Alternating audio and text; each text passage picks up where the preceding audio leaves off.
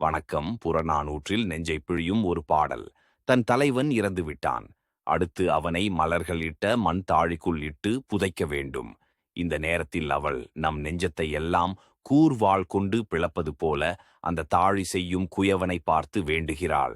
தாழி செய்பவனே, தாழி செய்பவனே, சுழலும் வண்டி சக்கரத்தில் ஒட்டியிருக்கும் சிறிய பள்ளி போல இவனுடன் பலவிதமான பாதைகள் தாண்டி வந்த என்னிடமும் கனிவு காட்டி மலர் நிரப்பி மண்ணில் இறக்கப்படும் உறுதியான பெரிய தாழியை இன்னும் பெரிதாக வளைவாயாக எனக்கும் அதில் இடம் வேண்டும் என வேண்டுவதாக உள்ள இந்த பாடல் உள்ளத்தை உருக்கி காதல் வாழ்வின் மாண்பை காட்டுகிறது. 5 வகை நிலங்களிலும் உருண்டு வரும் சக்கரம்.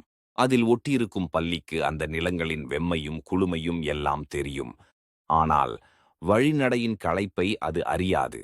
நெடுந்தூரம் பயணம் செய்யும்போது கூட தன் அச்சைச் சுற்றி மீண்டும் மீண்டும் வலம் வருவதே அதன் வாழ்க்கை. அவள் வாழ்க்கையும் அதுதான். நெஞ்சில் பதிந்த அந்த பாடல், கலஞ்செய் கோவே கலஞ்செய் கோவே, அச்சுடை சாகாடு ஆரம் பொருந்திய சிறுவெண் பள்ளி போலத் தன்னோடு சுரம்பல வந்த எமக்கும் அருளி வியன்பல ரகன் பொழில் ஈமத்தாழி அகலி தாகவனைமோ. அருமையான மறக்க முடியாத சங்கப்பாடல்.